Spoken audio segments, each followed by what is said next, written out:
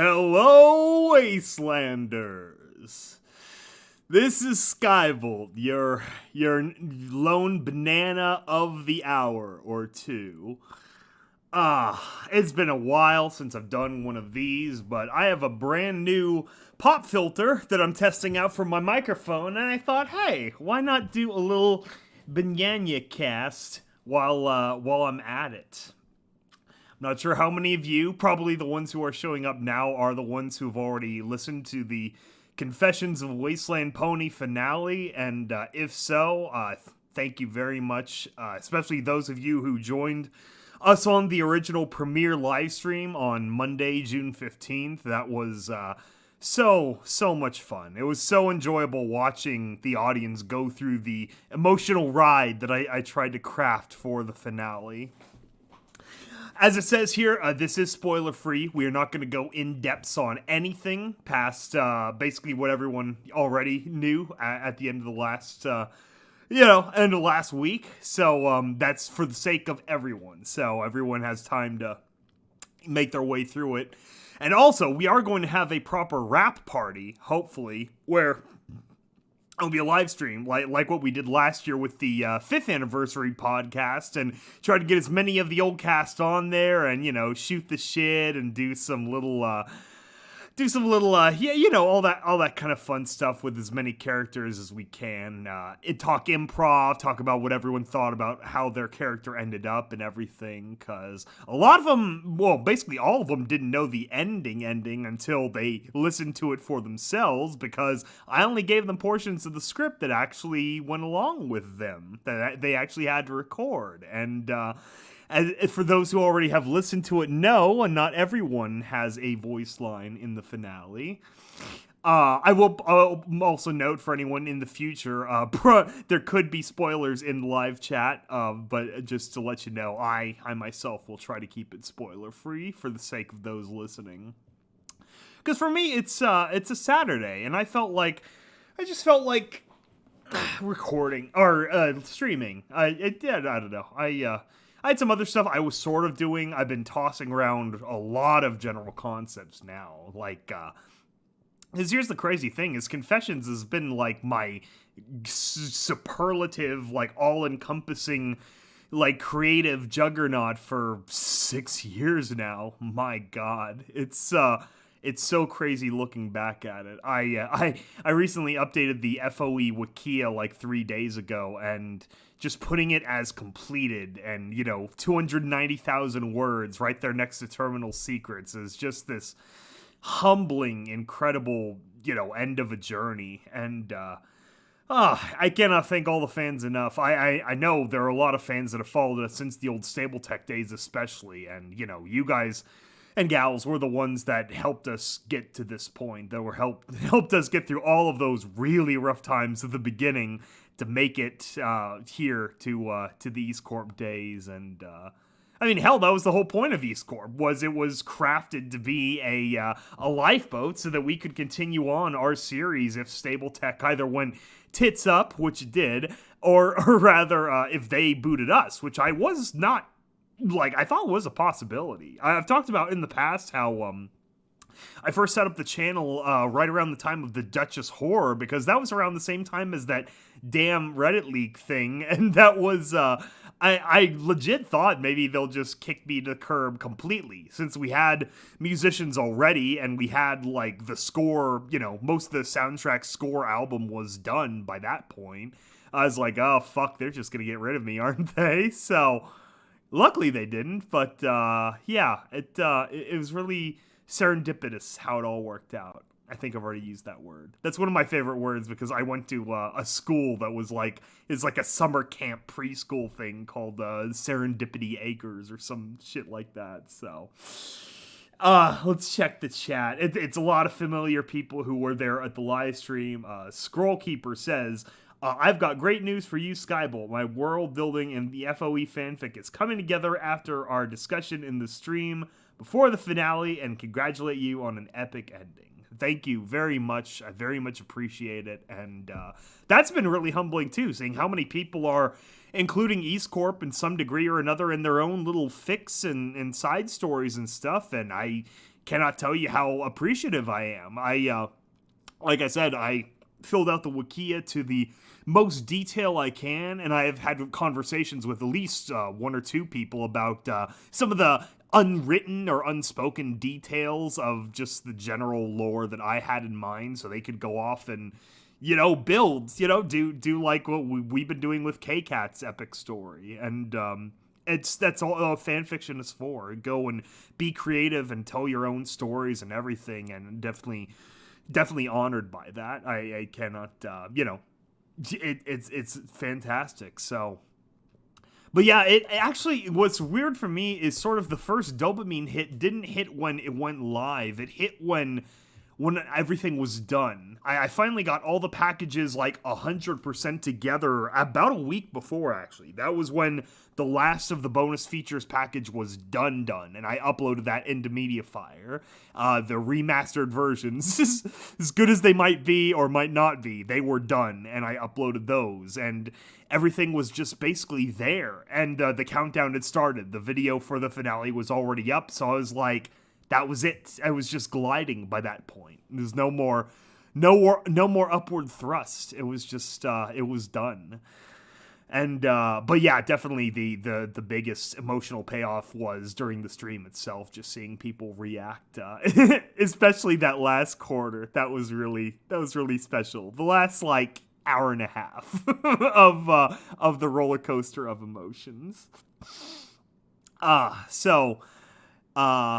Yeah, I guess that's half the reason I wanted to talk, is I've just been like so bare knuckle focused on this for so long, especially during the whole quarantine thing. I think my last BananaCast was the plague starting podcast. So it kind of was a good thing in my case, though. I was able to put that time to use to really finish, everything, which, if it was just normal, if it was like it was in January or February, I definitely couldn't have gotten it out by now. I just would not have had the time. I think pretty much everyone can see by this point what the title of the finale is, The Radio Host, so it was countless hours of me recording. I swear, I think I've recorded every one of those lines at least 3 times, and really closer to 4. I think there was like 25 raw hours of my own voice recording, and then that was on top of like an hour or so of one of the other main characters, and there was the hour or so of homage lines and some of the other characters that show up in there. So is just so much audio to sift through and edit, and noise cancellation and pace. That was another thing. I had to, I don't know, a couple segments I was like, either got too into it because I was the main narrator, or I don't know, I was just on speed that day or something. But a couple of like the action scenes, I was going way too fast, and I had to retroactively like put breaths or spaces in between sentences to just kind of like calm it down, give people time to listen and absorb each sentence. One particular stretch like that was the early, well, it's the second section, which you don't see in the video, but you see in the downloads, where they're going someplace very underground, and it's 3 characters in particular, and yeah, I don't know. I was just like nonstop, so I might have just edited too tightly that first time. But anyway, I think it turned out well. Like I said, I had 4 versions of everything, and then there was like 4 or 5 like ultimate cuts that went out. There was like the initial demo of each section, and then edits, and then the re-edits with the second. And then there was the pacing edit, and so then what's out there now is like the 5th pass over the audio. So it's I really do hope people enjoy it, because on a technical level, I've always tried to improve with each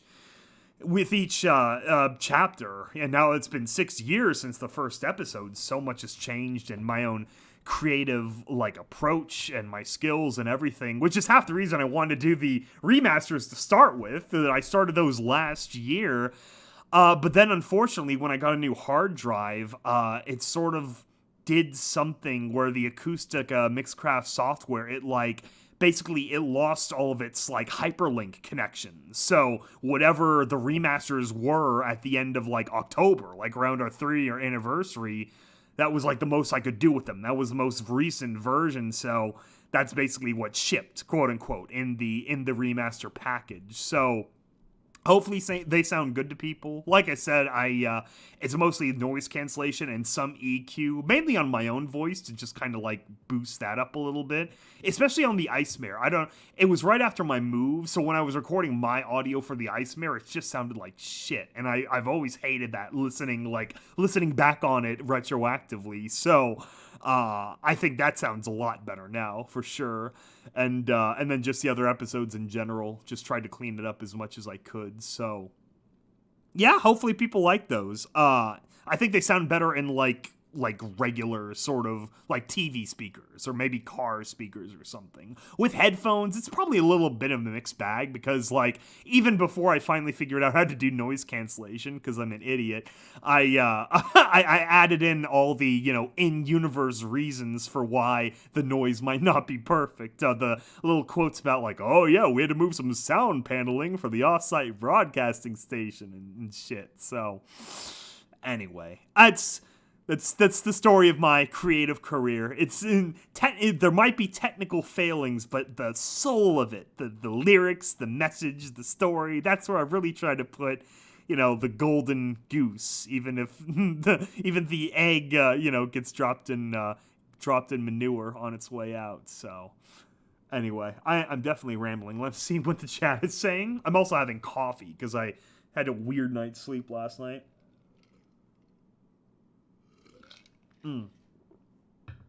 Oh yeah, no, I'm surprised anyone stuck through it from start to finish at all. And that was the hard thing too, is I didn't want to tell people from the outset what the final length was going to be, because there's a lot of points in the middle where you're not sure how much longer it goes on because of the way the story is. It's very what's the right word without spoilers? Sequential, maybe? There's a lot of different like points where the characters travel to.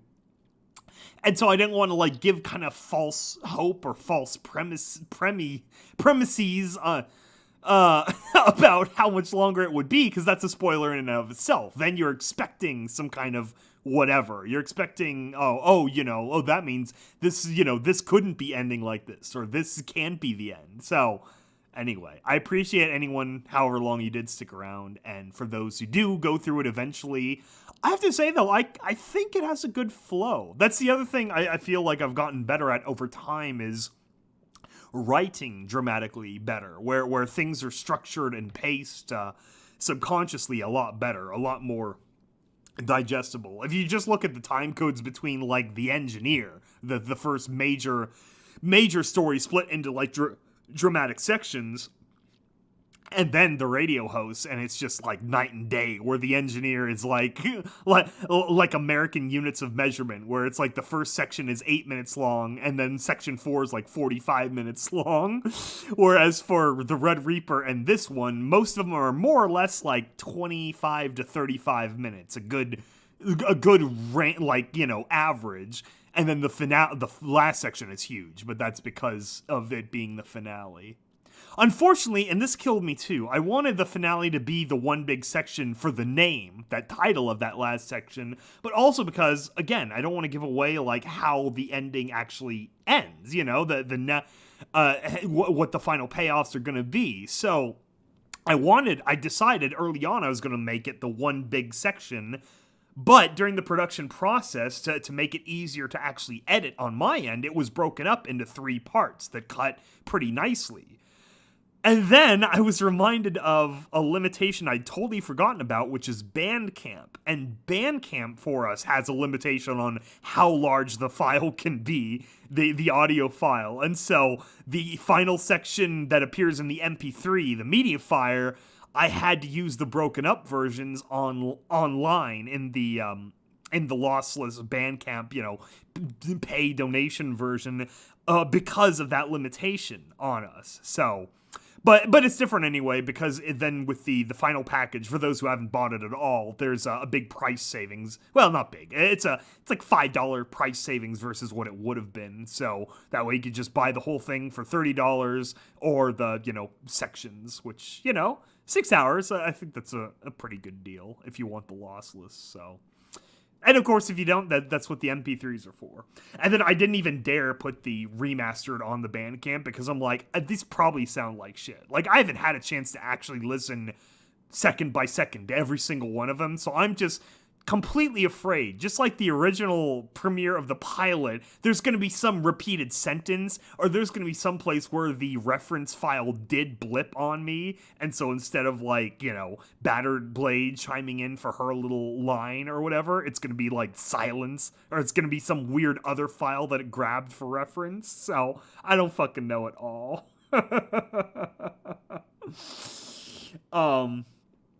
Sunset Shimmer in the chat says, there's a Fallout 4 mod called Crooks that changes the graders to look like gang, like gang members. That's cool. That sounds like a lot of fun.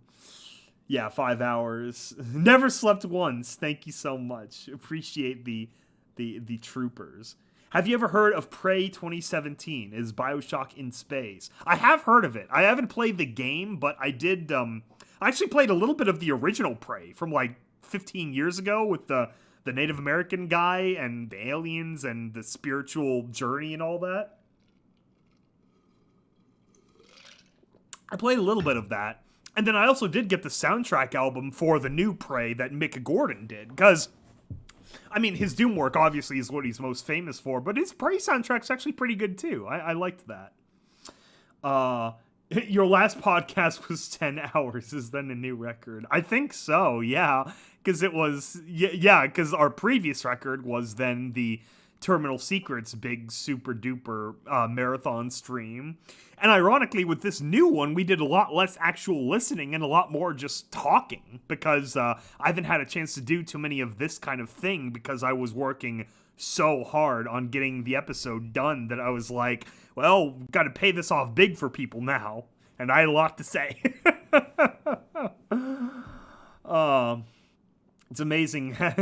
Listen to episode. Oh, $2 from Sketchy Rivet. Cheers from your favorite Enclave pony. Thank you so much, Sketchy Rivet. Longtime fan. Really appreciate it. And to everyone else, hopefully the Packages video did a good job of explaining. I tried to make it as like straightforward as I could to like just explain like, okay, this is why there's 4 links in all the episodes now. There's the complete series, and then there's the remastered, which may or may not be good.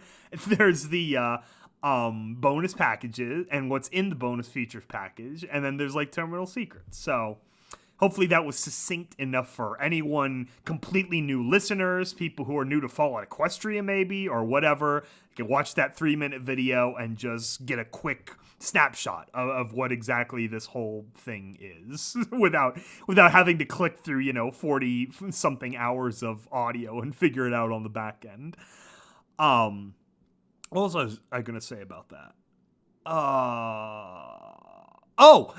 This is just like an Easter egg. So, of course, I always put a promo on my regular Skybolt channel, too, about, that it's out and everything so people over there know that I'm not just, like, not doing anything the entire break. I think most people know by now, but it's like, still try to trickle things onto that channel. So, anyway, the backing music for that one was the, Not a Dream soundtrack from the animated series soundtrack album, the Not a Dream section, which would have been in episode 3, I want to say, when they beat the Raiders in Ponyville, and so it's the next day when it's like really coming to terms with the fact that, oh god, I'm really outside. And I think there's that section where they like wake up in the farmhouse or something. Little Pip and is Calamity there? I think he's there by that point.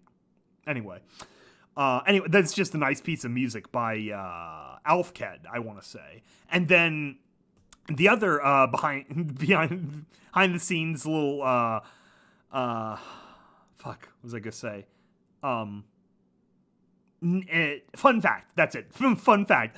So in the packages video, it's exactly 3 minutes because I found a song and I knew I had to use that one, and it's Perseverance by Blackjack, BLECQ Jack, who was one of our original Balefire Symphony members, and I believe it's a song they actually made before we did Stable Tech and shit, so it got added retroactively into the album as part of the what would have been like soundtrack portion, which is basically just the second half.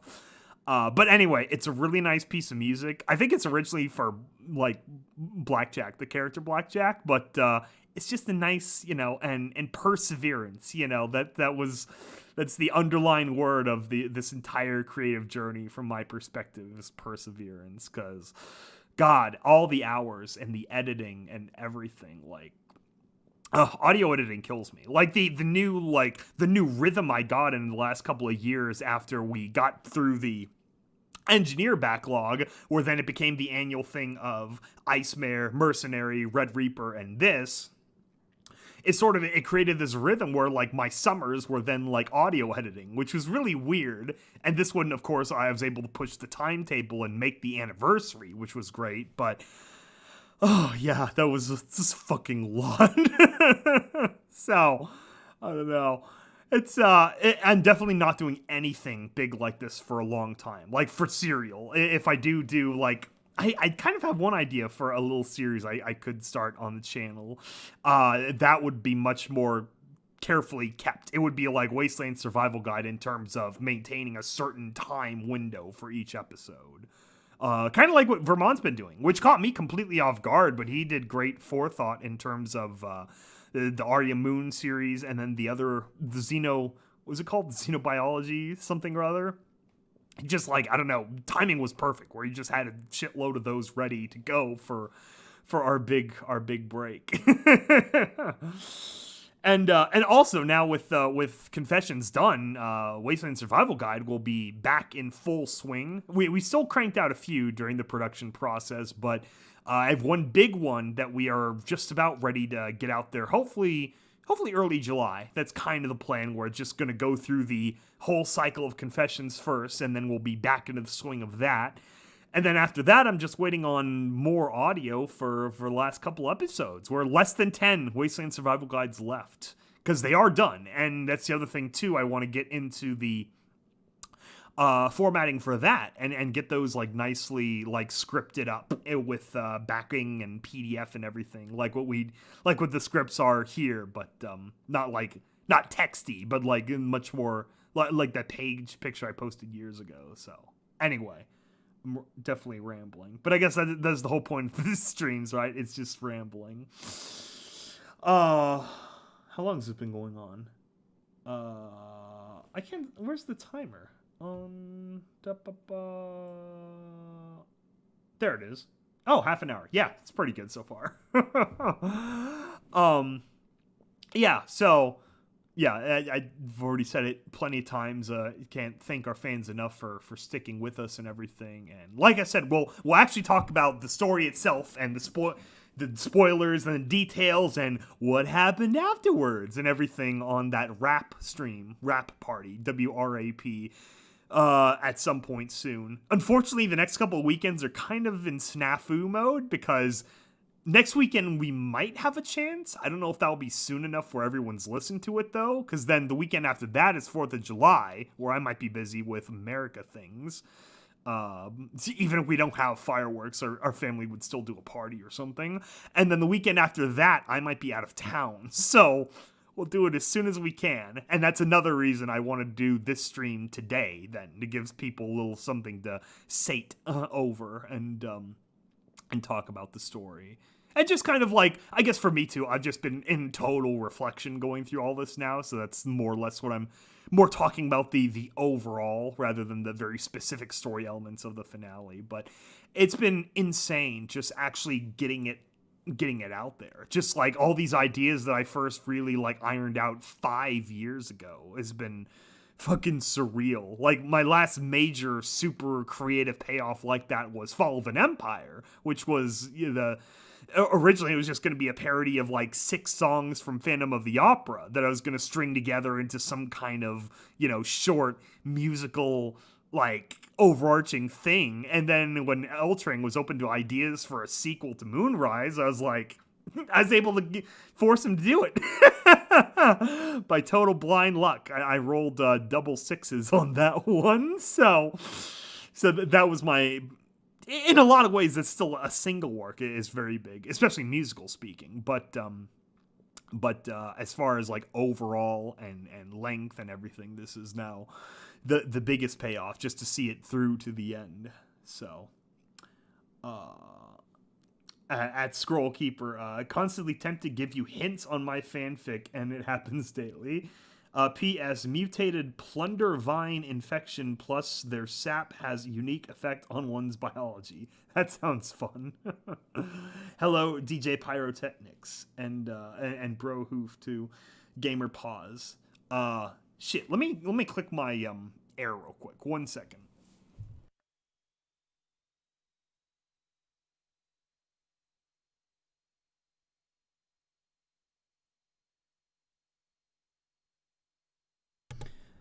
Alright, see, I have my computer going now, so so it got a little hot again.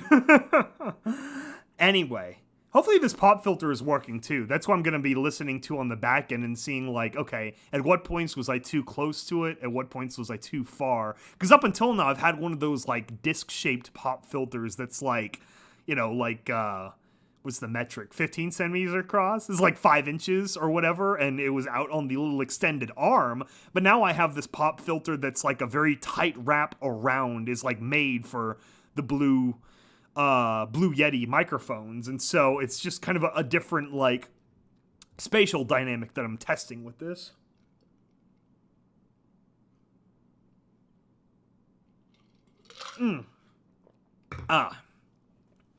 And of course, hopefully everyone's been safe and stuff with Corona Pona out there trotting her way into updated master specs. And oh, did the stream blow up? Oh god, are we back? Okay, we might be back. Thank you, Susan, just in time. Thank you so much.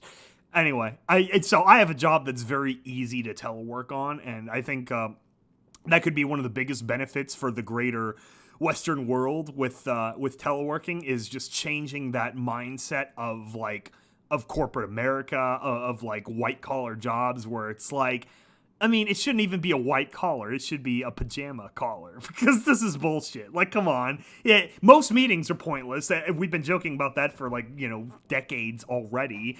But then there's, like, the actual physical being in the office environment is so archaic. This isn't the 1980s anymore. Like, with computers and Wi-Fi and broadband and 5G, everyone getting, coronavirus from 5G antennas.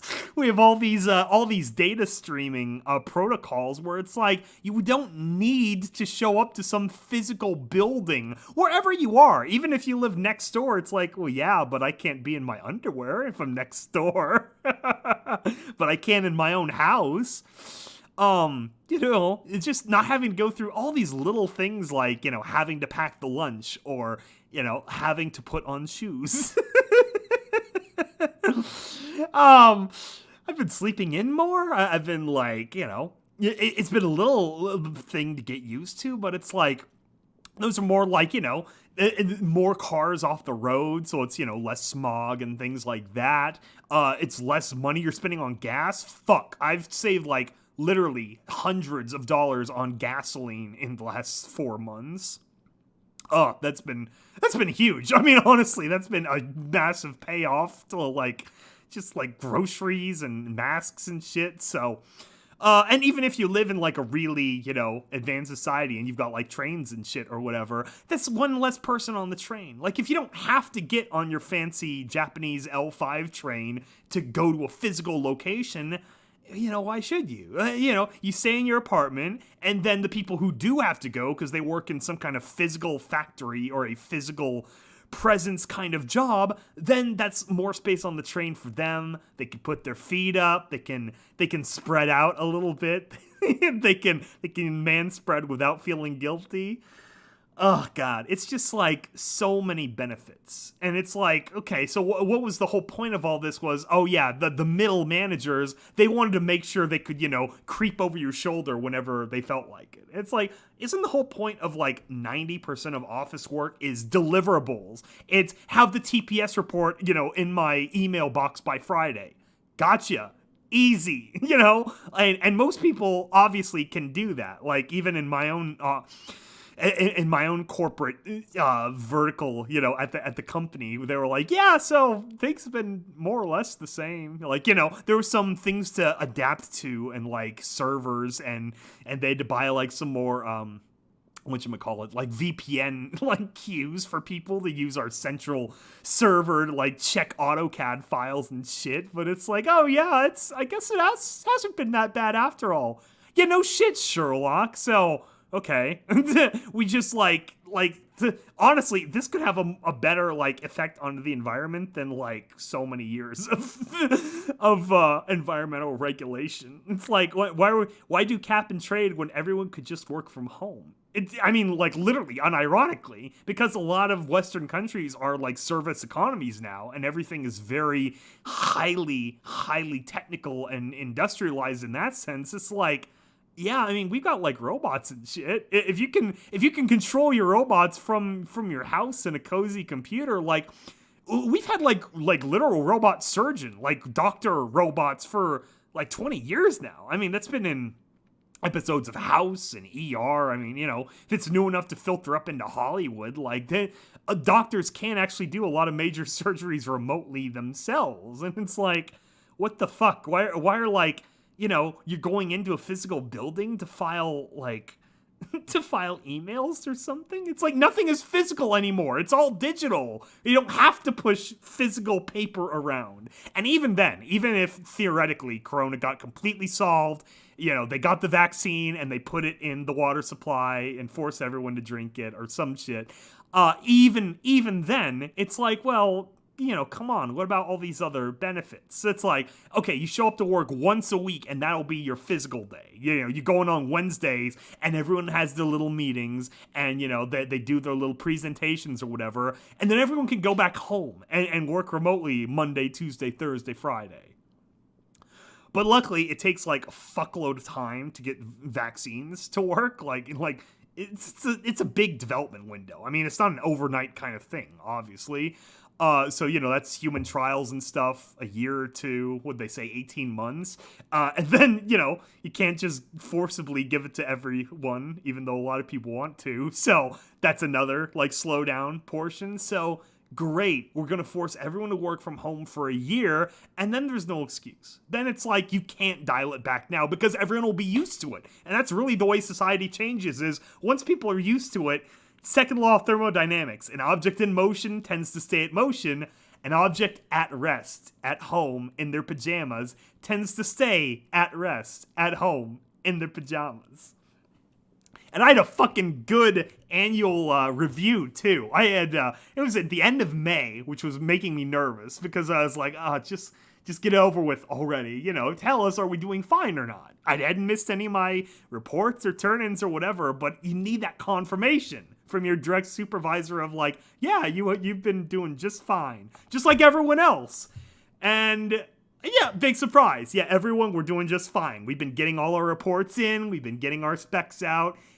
Hey, I guess we can work from home. So that's all I'm saying is maybe Corona Pona was like, maybe you got to take the bad with the good. So anyway, that's my semi fun rambly rant of just saying that I'm glad to not have to go into our ugly, disgusting office building anymore. Did you like the song Isn't It Great to Be Different from Forest Rain? Oh yeah, that's a classic. Yeah, I always love the Forest old stuff. Because I first discovered her channel like at the very beginning, because I'm also an old fig brony of 2011. Oh my god. when she started the Upheaval series, which I need to go back to and catch up what she's been doing lately, because oh god, I love that series, and I loved her whole audiobook production of it. So go through Upheaval Breaking Point again, and then catch up on Reckoning and see if frickin' Vizdan ever actually finished the story. Because that's the other thing too. And that was another big thing with Confessions. I've joked for ages like, oh, you know, if everyone leaves, I'll finish the series if I have to do it myself. That's a little bit of a wink and a nod of, yes, the last episode was always intended to be my character. And so then, you know, worst case scenario, if everyone did abandon me, then I would have had to write it in such a way where none of the characters actually make an appearance, even homage or anything. So it's like, I could have done that if I really had to, but I didn't have to. It all worked out just fine, and I finished it. And that was very key to me, because that is one of my biggest things that I hate about major creatives. Like, End of Ponies is a good example. 500,000 fucking words, and then you didn't finish the story? Like, are you fucking kidding me? Come on, man. That's just like, I understand if you're new, like, to writing or fan fiction or whatever, but it's like, give them something. Get some kind of plot. You know, put in 3 weeks of time and deliver some, even if it's rushed, even if it's whatever. Give the people conclusion. I literally write that in the story where it's like, you might not like the ending, but there is an ending, because life has enough unanswered questions, god damn it. We don't even know how many people shot JFK. Why the fuck do I want my favorite, you know, story to not end and just like mythical, you know? I have to say, over time, even though I wasn't really a fan, I accept the finale of Sopranos as clever. I understand the concept of, okay, they shot him, and it's obviously a Fed or something, and so he's dead, so he wouldn't be there for the last 15 seconds. I get it. It's artsy, whatever. And even though we've had the argument, I also agree with Vermont on the ending of Red vs. Blue Season 13, even though it pissed me off at the time. But they were both, at least, they were endings. They might have been, you know, artsy about it, but they were endings, and that's key. So, anyway. I mean, if you have any kind of audience, if you have some modicum of fan base, you're like doing them a disservice by not even giving them something. You know, even if you could pick it up again later, then make it a branch. Leave open the possibility of, like, okay, that ending went sour, like the original Full Metal Alchemist series, and then you pick it up with the good ending once the good ending is actually written, you know, in the manga or whatever. You know, have someone go into a coma, have someone get knocked in the head and get knocked out, and then you create a forking point there or something. Would you say that doubt is the Wasteland's greatest weapon against people trying to survive? Yes, doubt and hellhounds. No. I guess kind of. Yeah, I was trying to make it like there's supposed to be an inversion in the episode, which hopefully people picked up on. How, like, early on in the story, like, Homage is the really... Oh, fuck, I don't want to get into spoilers, but... Like, Homage is the one much more somber at the beginning and, you know, saying shit like, you know, every comedy's a tragedy that hasn't finished yet, you know? 3 edgy 5 me. And then, over time, eventually after the second break, then... she starts sounding like the more hopeful one. She's talking about, look at all the good that came from, you know, the Ice Mare story and blah, blah, blah. And of course, on a meta level, that was just a fun excuse to get Maddie to basically recap her own story as Freezy, which I thought was cute. And hopefully she liked that as much as the fans would, giving the Cliff Notes summary of her own story. So, yeah, yeah, that was the idea, and sort of the you know. So, yeah, doubt is definitely like the biggest limiter. Obviously, the radiation was important stopping point. Really, it's like with a lot of things, and with like wars or like collapse of civilization and stuff, more so than doubt, it's really a systems problem, which is really frustrating because it's like, it's hard to come back from that. But when you look at big civilizational collapses over time, like Bronze Age, of course, is the very first example where you have a few very advanced societies, and then, something fucking happens in 1173 BC, and they all go into free fall. Which my favorite, of course, is the bicameral mind theory, where they all go crazy because they stopped hearing voices from the gods.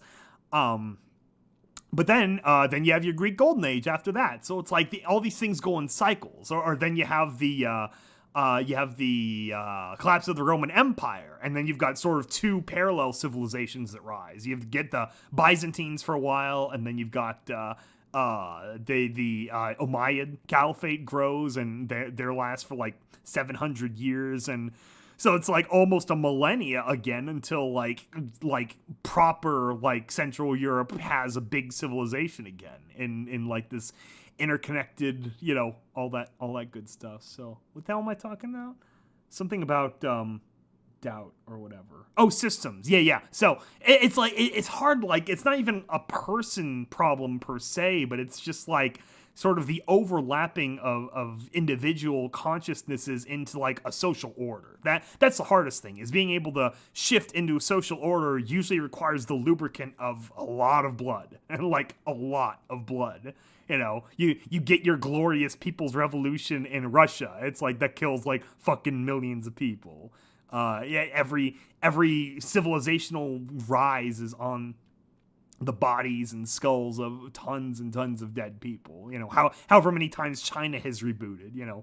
This is the funniest thing about what's his name again? Will Burt's? That guy, the short history of the entire world, I guess. And it's like China just keeps coming together and breaking back apart. Coming back together, breaking back apart. It's so funny. Anyway, so yeah, it's been really neat. And now it's like, honestly, it's so dumb, but it almost feels like the end of high school for me, basically, where it's like right at the beginning of summer, and I finished with this big, major thing I've been invested in for several years. And my first month out of high school was really crazy because I had a job lined up. It was like a summer job, but it would get converted into a big, long time, like career kind of job. But they just, like, it hadn't started yet. We were waiting for them to actually start the internship. And so I had a month, pretty much the entirety of June, where I was just like kind of like gliding, where it's like, okay, I finished high school. I'm sleeping, I had ridiculous sleeping hours too. I was basically like nocturnal night shift, where I was like getting up at noon and then going to bed at like 4 a.m. It was just like small window of time with my parents in the evenings. It was so dumb, but it is just surreal. And then getting back to work was kind of like a big shift back in that direction. And so I feel that way creatively with what's going on here, where it's like I have a lot of ideas for stuff I want to do next. There are some big project ideas that I have tossing around, but it's kind of seeds right now. There's not enough details there to build a new skeleton for a big story. So I'm just kind of like spreading seeds and seeing what grows first, basically. Are we going to go into tomato season or potato season? Or fucking corn season. So yeah, that's kind of what I'm doing now. I'm toying around, and I'm like getting a chapter or two of like test stuff together. And yeah, it's kind of an interesting period. And in between it all, obviously EAST Corp keeps going. We have Wastelands of Avgod to finish, because I know we're going to finish that no matter what, because I'm not leaving that unfinished either. It really should have ended years ago and not have big gaps of time over those years, but that wasn't in my control. So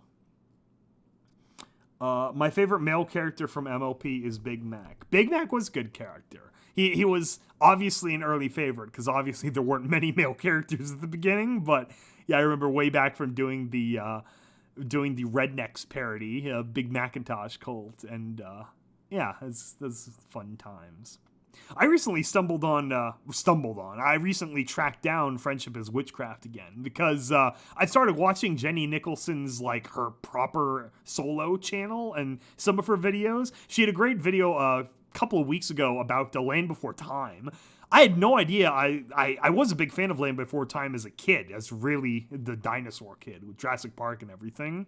I didn't realize how many of the sequels I'd actually seen. I'd seen over half of all the, like, 15 sequel movies, which kind of blew my mind. I was like, I thought I dropped off after, like, the 5th movie. But, yeah, so that was kind of funny to watch all her takes on that. And luckily, we agreed on what the best one of them was. And it wasn't the original. I actually thought the original was, like, maybe the 3rd best of the whole set. And she agreed. She held similar reasons to me on why the 5th movie was actually the best Land Before Time. So maybe that's why I thought it dropped off after there, because it literally did. Anyway, it's kind of surreal. I did get to meet her at BabsCon 2015, I want to say, when Stapletech was there, as Stapletech. Oh, God. And I did meet her and, the other guy. I forget his name. Grabbed a picture with them after their panel. So it's kind of surreal and kind of sad, you know. It seems like that just kind of vaporized, where it wasn't like a big exit. And that's the other thing, too. Like, obviously, I'm a very pomp and circumstance kind of guy, but it's like, an ending should feel like an ending. There should be a proper closure to things, you know? It's just like, especially a few years ago, all the bronies that got, like, really mad over channels that just kind of stopped, or they just kind of walk away like, oh, I'm more popular, I don't need the MLP community anymore. It's like, well, you wouldn't be anything without the MLP community, asshole. So don't turn and burn so quickly, delete your channel and all this stuff. So I don't know. It's kind of a weird mentality, like an ingrate mentality. It's like, you know, how many people of that community shared your profile on websites like Facebook or Twitter? You know, they're the reason that you have notoriety. They're the reason that your name, you know, cycled throughout the internet. Unless you're trying to, like, completely restart under, like, a different handle or whatever, that's one thing. But to just, like, scoop up the algorithm, to you know, climb the ladder of the algorithm thanks to the help of some people, and then, you know, cut the rope beneath you, that's kind of a dick move. Some of the bigger ones haven't done that, but others where it's like, you know, it's kind of a weird thing. That's why I always thought if I actually, like, formally, like, completely stopped on my, like, Skybolt channel or whatever, I would have some kind of, like, big ending or whatever. But, you know, it's just kind of, like, trickle out, like, parodies and stuff as they come. But then with big series like Confessions or Terminal Secrets, we do the big thing. We do the big finale and big podcast and do all that kind of stuff.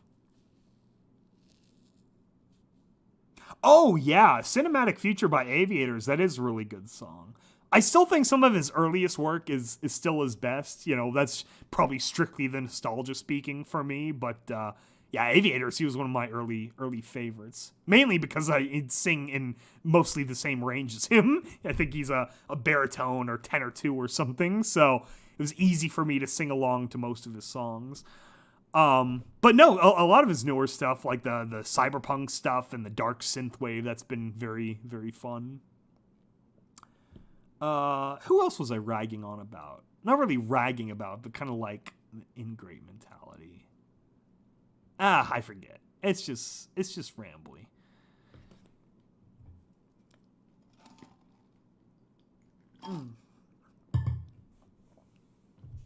Yeah, it's been a wild ride.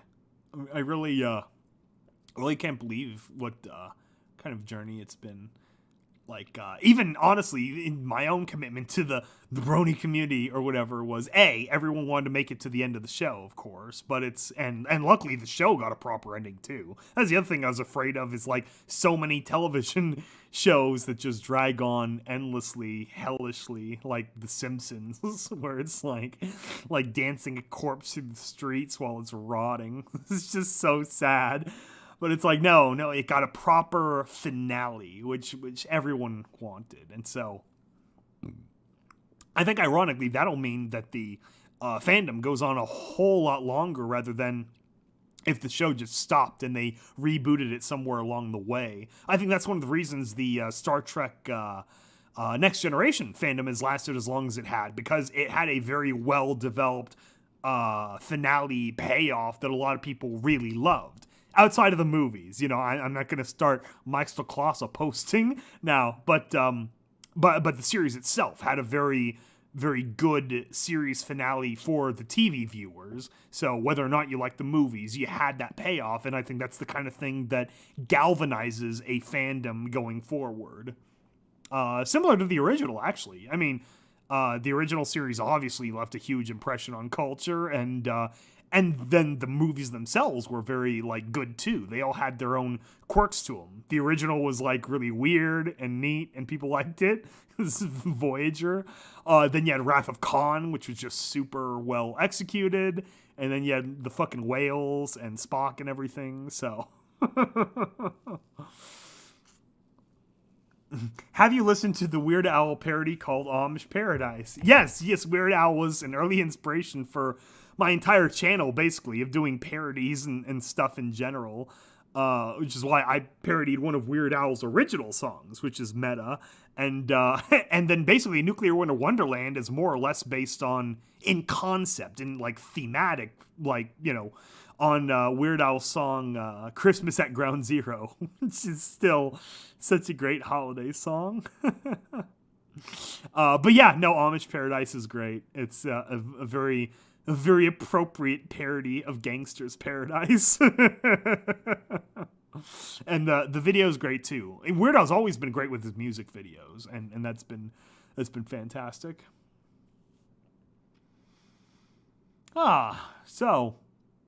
So yeah, I don't know what anyone else has been doing. If you have any questions, like I said, I'm trying to keep it spoiler free so we can do plot related questions later.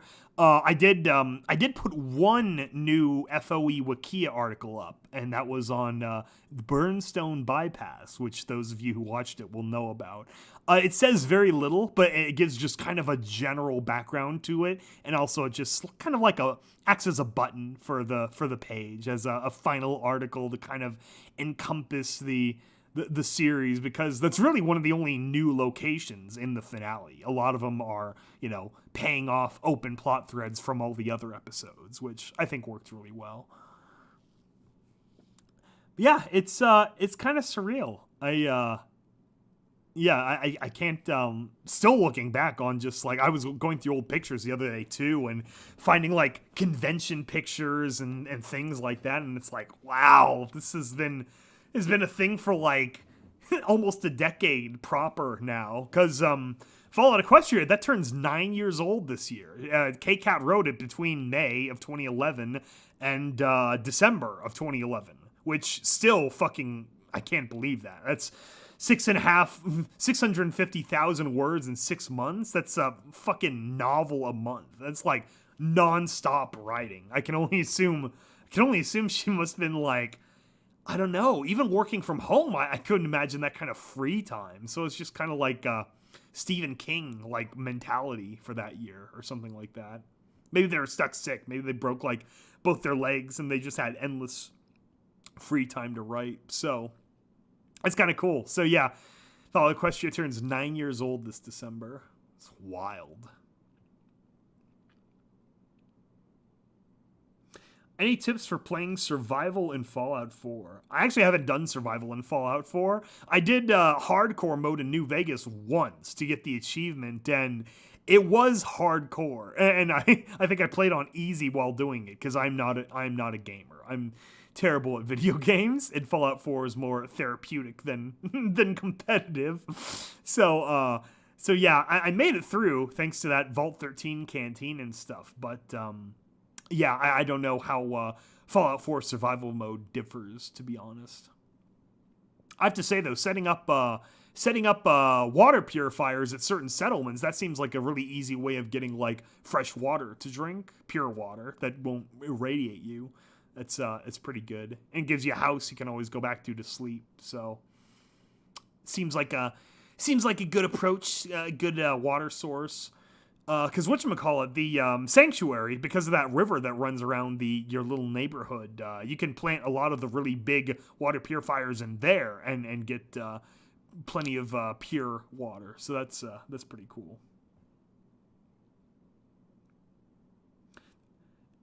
Oh, mod called Survival Options. That sounds good.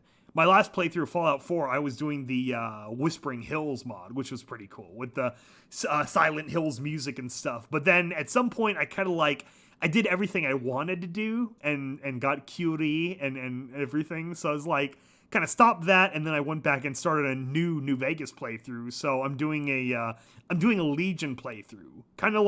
I'm kind of biding my time, though. I don't want to do any Legion proper quests until I've milked everything I could out of the NCR. Then I'm gonna go full Kaiser and just start, I'm gonna kill them all at Helios 1 and just go on a rampage at Fort Camp McCarran or whatever.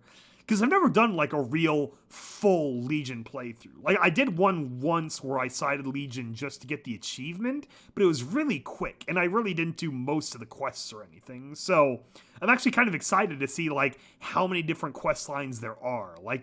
Working for Legate Lanius or all that good stuff, and maybe keeping Nelson in Legion hands and killing Camp Forlorn Hope or whatever. So we'll see how all that goes. I know it's a little bit like a slowpoke moment, but really most of my playthroughs I ended up I think 3 times I aligned fully NCR, and then a good 3 or 4 times I did, this over 10 years. I did Yes Man, this is, my Vegas alignment, and then another 3 times I've been a House. I aligned with House because I don't know. I kind of like the technocrat angle to some extent, where the NCR are horrible, shadow of the old government, and then the Legion are crazy. But it's fun doing a bad guy playthrough once in a while. So, yeah. So I think that's 1 hour. So it'll probably reset soon with the stream will blip again thanks to Susan's loving arms, and then we'll keep going though, just like we usually do. We'll make it to roughly the 2 hour mark where the DVR would reset.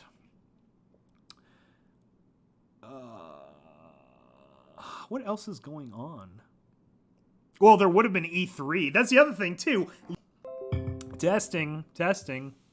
See, there's the reset right there. I knew it was coming. Thank you, almighty algorithm, you ass. Oh yeah. So the whole world's shut down. So it's we can't even make fun of Todd Howard, and because I'm actually kind of curious about Starfield. I actually do want to see what's the plot. What are they going to do with it? Is it really Fallout in space? Because it was kind of ironic and sad that The Outer Worlds went through a bit of a weird, a publicity cycle where initially everyone was hardcore, go Outer Worlds because the trailer maybe or maybe not intentionally had this big fuck Todd Howard undertones to it when they showed the trailer, and everyone hated 76. So it was kind of bad timing on Bethesda's part. But then with the game itself, it burned out quick. The best thing about the game, publicity-wise, seemed to be that Stupendium song, the fine print, which is really, really good. But other than that, it left no cultural impression that I've seen. I don't see a ton of meme groups or a lot of conversation online. Maybe I'm just not in those circles, but I don't know. It just kind of seems like it came and then disappeared into the vapor. It didn't really establish itself. From a lot of the full playthrough reviews I've seen of people who did everything and then they did some review video, a lot of them said they felt like it was a good chapter 1. They feel like it was a great setup for what could be a much better game later in terms of setting up the universe or the play style or whatever. So I don't know. We'll see. They're part of Microsoft now, so they've got Bill Gates money, so maybe they will go into go into that and crank out a lot of big stuff with that. But I remember, like, when I considered getting the game for Christmas last year, it had already been discounted by the time, like, I was going between that and the Star Wars Fallen Order game. And I did get Star Wars Fallen Order, but I never finished that either. Fuck, that was that game didn't hold me at all. Not like the first Force Awakens. The first Force Awakens, like, stands apart. Not Force Awakens. Fuck. Force Unleashed. The first Force Unleashed game stood apart. That really, like, held my attention, like, big time. You know, as the biggest Star Wars game since Battlefront, for me at least.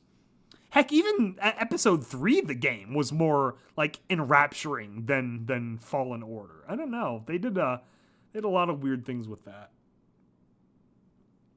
I'm not touching Fallout 76 till it gets mods. That's probably a good approach. My exposure to Fallout 76 has been more Oxhorn videos and the soundtrack. The music, that's the thing that kills me too, is the music is really good. I like what Eno and Zur did with the Wastelander soundtrack and the original. It's very ambient and has a good Appalachia feel, and it's still Fallout-y, and it's like, kills me that the game itself is just not fun. Like, you know, if it doesn't have that good, what do they call it, the gameplay loop or whatever, it's not engrossing. It doesn't hold me in at all.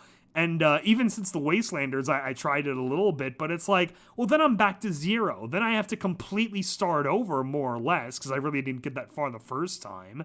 And it still has all these dumb things like level capping armor or level capping weapons, and I don't know, man. It's just not fun. I said that 2 years ago, where I'm like, I don't really know how to describe it beyond that, where it's like, it's just not fun. The lizard brain inside of me is not satiated like it is with all the other Fallout games. So I stopped playing it. I'm not going to waste my time. And a lot of the other comments said much of the same. Well, I think it'll end up just being a totally failed experiment, and obviously, Bethesda's still doing single player. Starfield, they said, is going to be totally classical single player, and then, you know, Skyrim 2, Elder Scrolls 6 Boogaloo is going to be regular single player. So it's just an unfortunate failed experiment by an unfortunate satellite studio in Austin. But it's like, I don't know, guys. It's just like, here's the thing. It's like, and one person described it to me too. They're like, well, I mean, it plays like other MMOs. I'm like, but I'm not an MMO player or a fan. I'm a Fallout fan. And it's like, you can't spray paint Fallout onto an MMO skin. You have to make Fallout as a game multiplayer, quote unquote. And obviously maybe that was just the wrong thing. Maybe they shouldn't have even attempted that. But it's like, they took it from the wrong approach vector of, like, make a multiplayer game as workable as a Fallout story as they could, rather than making a Fallout game as workable as a multiplayer story as they could. And that's kind of that's the impression that I get. So, I don't know. Yeah, and obviously they're trying to fix it, and they're trying to pump it more full of lore and story and stuff, but it's just like, I don't know. I don't know.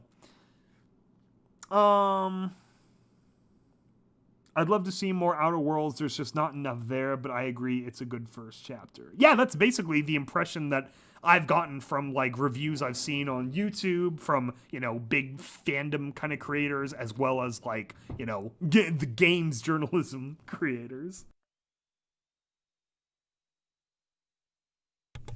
Yeah,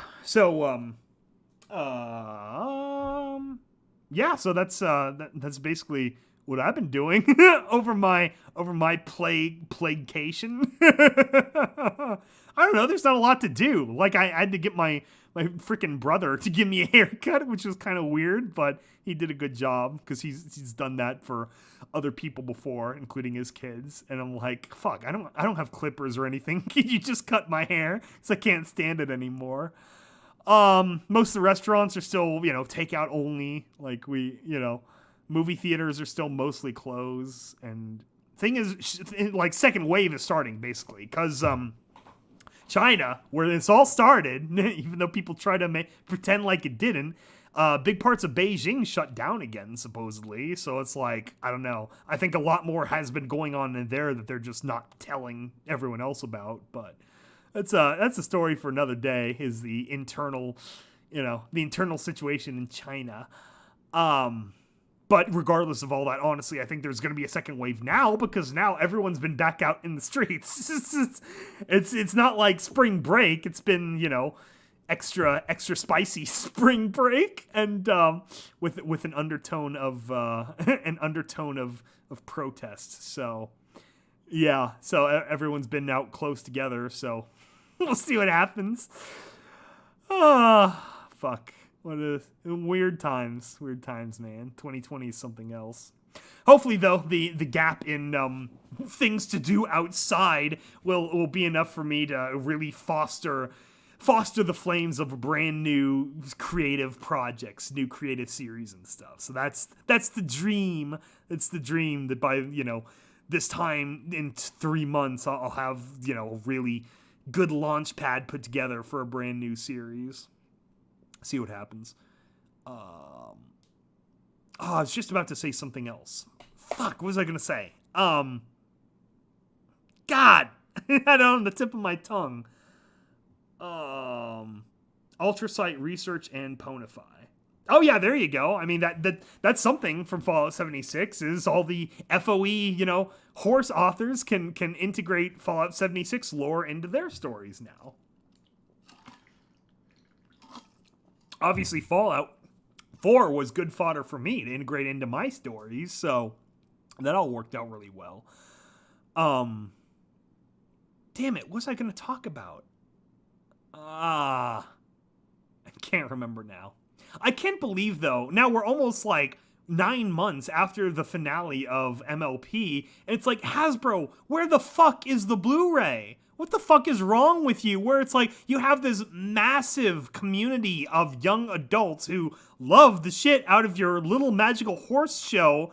Where is the Blu-ray super duper giant pack with all the seasons and special features and all this shit that you can charge $200 for? Because everyone's gonna fucking pay it. I am ready to pay it. I just want it all on Blu-ray, and I don't know. It's like their marketing department hates money. It's the weirdest thing. It's like so easy to make money off of that, and put some promos for your Pony Life or whatever your other shit in there is, and you can help promo that. It's like, I don't know. It's like, give the people what they want. That's like the weird thing with the HBO Max. It's like they're doing the Snyder Cut, and some people were very upset about that, and I'm kind of like a Snyder, whatchamacallit, God, I can't think at all today. It's like an atheist, but not so committed. Agnostic. I'm a Snyder agnostic, where I'm like, I mean, he's shit. He's a shit director. Like, did you watch Batman vs Superman? Like, come on. Like the last minute editions of Joss Whedon direction did not ruin Justice League. Very massive systemic problems with the entire DCEU ruined the Justice League movie. But I mean, heck, there's a big section of fans who really like Snydery stuff, and that's fine. So that they'll get their own little recut of the movie, which will be fun. But yeah, it's just kind of weird. Like, I guess it's the distance thing. It's like you think these companies that should have like very adept like marketing teams and like what's the right word? Like industry insider types that really understand like fan communities or whatever and what they like. But it's like, no, they seem to almost they seem to be acting more like a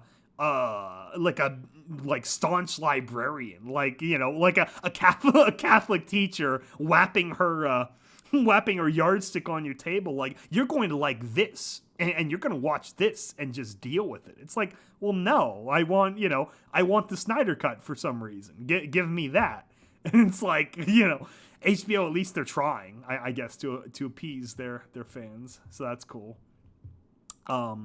I ended up getting Disney Plus too. I don't know why I really held out, because I already had Hulu, so it's just $1 to like convert over to the House of Mouse. But it is kind of nice. I started watching Tangled, the series, which I've been wanting to watch for a while now, because it's like Tangled should have been much more popular than it was. I love Tangled, and I loved Mandy Moore as Rapunzel, and the songs and the feel. That's why I did a parody of one of those songs so early on in my own channel. The As Shadow Loves the Night. It's a good movie. And what was awful, really, is that it followed Princess and the Frog, which was just a very sad, poorly executed like movie. And then it was also the first princess film to do the Pixar style, which I still think sucks. Like, Tangled, the series, if you put just a little bit more money and a little bit more quality into it, and then you write like a cinematic story for it, the animation in Tangled, the series, is great. That could be almost, movie theater level quality. Especially these days, that's increasingly meaningless, because now movie theaters are movie theater machine broke. They're all closed. And more the blurred lines between television and streaming service are like, just like, that's what it should have been. That's what a lot of these movies should have been. It's like, okay, don't go full, it's just Pixar light, because, because of John Lasseter. Ooh, I bet they regret that just a tiny bit. Let's put John Lasseter in charge of everything. He's gonna always be a brand name quality. God. Whoopsie-doodle. So, yeah. So, maybe, as you're trying to distance yourself from someone like that, how about you undo his decision of no more 2D movies? And, how about you try again without insultingly, sloughing it off on... Princess and the Frog was a really good movie. I was saying this back in college, right after it came out. I'm like, it's awful how they handled everything about it. How the marketing went to shit. How they blamed the title of princess in the movie for it, which I think is bullshit, honestly. I saw that in theaters myself. I was the demographic. I was one of those fucking 90s kids that really loved musicals and shit, and it was a very well executed musical. I guess there was some demographic that didn't like that it had voodoo in it. It's like, give me a fucking break. Come on. So no, and it's just so sad too for Tiana and just the story as a whole, because it's a well done story and it doesn't deserve to be lumped to this second class of Disney princess movies because of things that were a production side problem. The actual film itself was very good. So what else do I have to ramble about? I guess that sucks. Anyway, the whole Disney Plus thing started because I saw Frozen 2 at a friend's house, and that was good. I'm still not the biggest fan of the Frozens. It didn't feel like it had a complete story in the same way that like Tangled did, I guess, where I don't know. Maybe I just I like the classical more feel to the story. I really liked in the original Frozen how it's like it's love between sisters. That was very magical and everything, but it's like they went a little bit too hard on trying to subvert the princess trope, where it's like, okay, bro, we get it.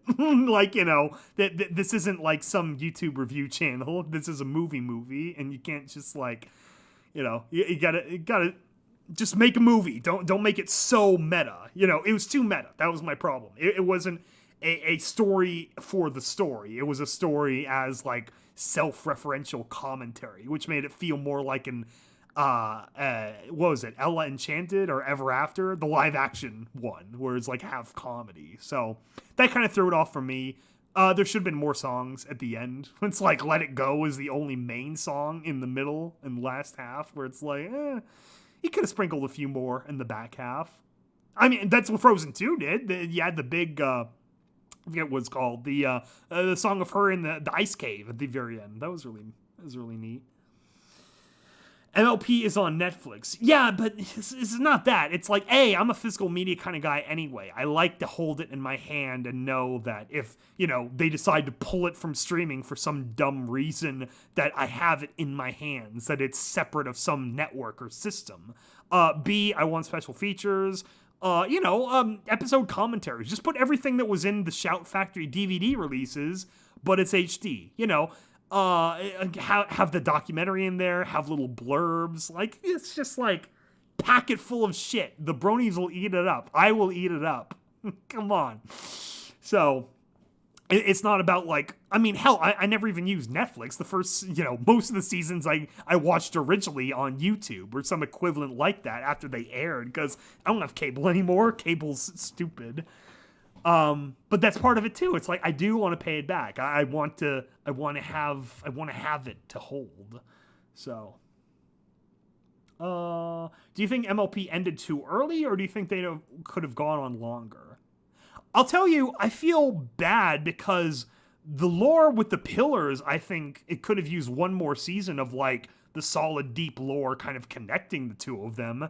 And then B, the Student 6. I really liked the Student 6. I want another season of just their stories, honestly.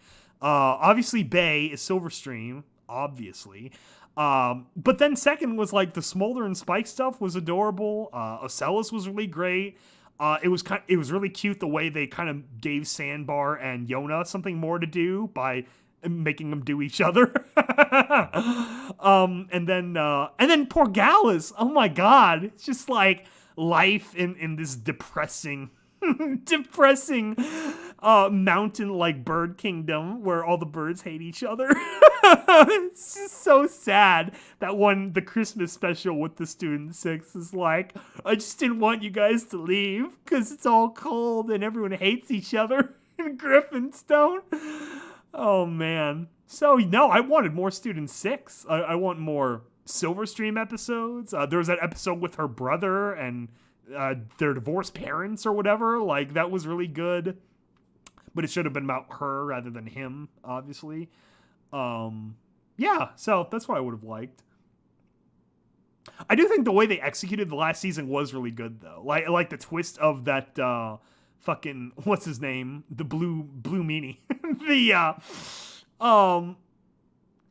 Damn it, what's his name? The goat guy. The plot twist of the goat guy being Discord. I thought that was very on brand of like an end arc for Discord, and also as like a great way to pay off of, okay, he brought them together, but he didn't execute his plan correctly, and then they actually had a real big final battle they had to do.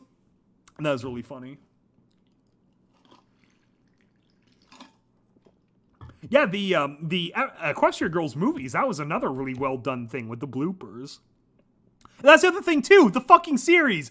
Give me a Blu-ray of the entire just series together. I don't want to track down all these separate little disparate DVD shit. And that's the thing too, it's like, even though some of the creatives, the ones that actually show up to conventions, have a good handle on how that works, I think a lot of the like studio side, or not studio, but corporate side people still have no idea. They're still just selling stuff that they think, the target demographic will like. It's like, come on, man. 8 years later, you still haven't accepted the fact that, like, I still argue they would have ended in season 5. If bronies weren't a thing, they would have ended the show probably after season 4, the shit season. Ugh, hated season 4. They might not have even done Equestria Girls otherwise. Well, maybe they would have, because Equestria Girls was their answer to the Wings Club thing, or Monster High, or some shit. Some shit that doesn't have a gigantic, super crazy online fandom. I mean, they all have their own, niche online fandoms, but come on. It was like this otherworldly thing. Nothing seen like that before on the internet. And has more fan art of MLP characters than even Sonic characters, and I don't think anyone expected that to ever happen. So it's just fucking ridiculous. I don't know why they haven't done that yet. What other questions? 76 gave you Alter Sight. Yeah, we did 76 and stuff. Fuck, what else was I going to talk about?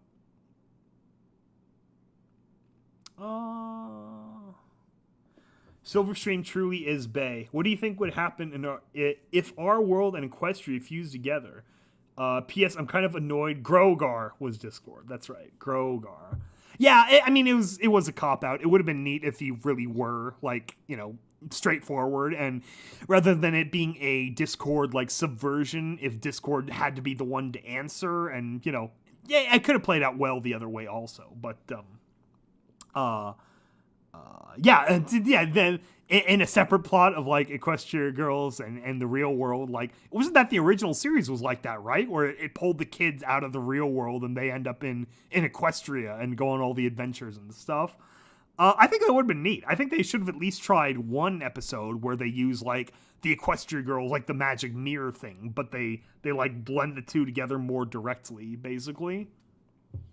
Or a more like back and forth kind of plot line where they're hopping back and forth, from one world to the other, and it's a bigger group rather than just like Twilight one way or Twilight and Sunset Shimmer or something. That would have been fun. Yeah. So, how long has it been now? I think it's an hour and a half. Yeah, about an hour and a half. This has been nice. It's been nice just kind of talking, getting stuff off my chest, off my mind. It has been solitary too. Even being a very indoorsy, introverted kind of person, I've missed some of the social interaction with like friends and stuff. And I've been to a few like mixed parties and things, which have been fun, but still, it's been like, I'm just like, I don't know. It's just like regular everyday stuff, doing like game nights or things like that. Just meeting up for lunches. Like I have a buddy who also worked a few buildings down from me in the downtown. We would go to this Greek place called Petra, and it's really good Greek food, first of all, if you're ever near one of those. But yeah, and we just like hang out for an hour over a lunch. It's those little times I do miss for all the benefits of working at home. It's those little things with live action people that you do miss a little bit. Yeah. So it's funny though, all the TV shows I'm going through now. Like I finished Dexter a few weeks ago, and now I've been watching House MD. Bunch of random Netflix movies and stuff, just like while I'm working, and that's been kind of wild, because at my desk it was much more like like stiff back kind of thing. Like I'd listen to a podcast or something, but I'm not like you can't have a screen like visible or on, that's just kind of, it just doesn't work in an actual office environment, as loose as it's become over time now. I still remember a few years ago where you couldn't even have your phone in the building, and it was like, oof, times change. Now no one's in the building. Have you seen a show called Total Drama? Oh yeah, I remember the original Total Drama Island. I watched all the way through when it aired. That was a fun show. That was very, very well done. Fun characters. I like that studio. I watched a bit of 16, which I think they also made for a little while. And yeah, it's just a neat show. I know they had like a buttload of spin-off series. I didn't watch any of them. I think I watched a little bit of the second one, the sequel, where it's like total drama action, I think, where they're like in Hollywood, or everything is like movie set themed. But as far as like an animated survival-esque game show, that was or what do they call, reality show? That's really well done. It's really fun. Good characters, good characterization, and everyone had a personality type to cheer for or whatever. Oh yeah, I remember that Bird Box movie. Yeah, I mean, that's the future now. Things are just going to come to streaming services, and it'll be like one or another, basically, because now the streaming services are like networks, where it's like NBC directly have Peacock, and CBS have their All Access, and HBO is the Turner, Warner, conglomerate, and Rooster Teeth, which, oof, that's been sad. Rooster Teeth has been in like free fall all year. More and more of the original founding members leaving and stuff. It just sucks. I kind of unplugged mainly from Rooster Teeth at like 2016. Really, when Red vs. Blue burned me out, I didn't really hang on after that. Like, I tune in for Ruby stuff, but don't really watch the podcasts. There's too many new things that I really don't pay attention to, so it doesn't like hold interest for me. But yeah, so that kind of sucks. I still have a bunch of playlists of like old episodes and stuff I'll go to sometimes, but you know, time marches on. And it sounds like Bernie left the country too, which is kind of funny. So I don't even think he's told people where he's gone either. So he's got a mixed family, 2 boys with their first mom and then the son with Ashley. So see where they end up. He'll probably move to like Canada or something. Some other game or production studio kind of thing. It's just kind of sad that, like, Rooster Teeth was one of those, like, major examples of, like, kind of a regular Joe internet studio rising up to, like, big popularity, but just seeing it get sucked into, like, the Warner machine and become just this, like, vestigial part of Warner Media, it's just, like, really sad. I don't know. It's just, like, it's just another corporate entity now, so a little bit of that, like, OG magic is gone. I think when all the podcasts started splitting too, that's where it kind of sucked. Like Jeff Ramsey stopped showing up on the major Rooster Teeth podcasts. Achievement Hunter as a separate entity was good, like, and those podcasts where then there was him and Rage Quit Michael Jones all the time, which, again, for those who don't know, Michael Jones Rage Quit is the whole reason I got into this fandom in the first place. So a very close, bond in that sense. And yeah, so I hope they're all happy. Obviously, Michael Jones, he's got like fucking 3 kids now or something. Him and Lindsay, so that's pretty awesome. And everyone else moving on too. But yeah, it's just nostalgia more than anything. Just miss the old days sometimes. Gears of War campaign. Oh yeah, Gears of War 3. That was like, it's like 10 years old or something. That was really big. I never got into Gears of War. I remember trying the first one and I really sucked at it. So that basically stopped me from getting into it. And it didn't have enough like extant features to like hold my attention to the culture of it. It didn't have like a big music scene like Fallout or Halo did, or it didn't have like a big meme scene per se, like Destiny did. But yeah, I see there, Gears of War still has a big fan community, so hopefully everyone's been enjoying that. Oh, that's a bit of news we could talk about. Cyberpunk got delayed, which really probably shouldn't be surprising because, everything is getting delayed and screwed over by Corona Pona. So that's really sad. But yeah, Cyberpunk now is delayed until November, which honestly is a good time anyway. Like, I don't know why they want to release in the spring. That seemed dumb to me. The big time for games is always Christmas time, mid-November. Or early December. Testing 1, 2, 3. Are we back? Okay. Yeah, so Cyberpunk's delayed and new systems. The PS5 system design released, and some people make fun of it and some people think it's all cool and futuristic and stuff. Like, that's fine. People can meme on the Xbox all they want. It looks great. I like the big, black cube. You don't understand. The places people don't seem to understand is that Xbox is now very directly summoning the time cube of Saturn.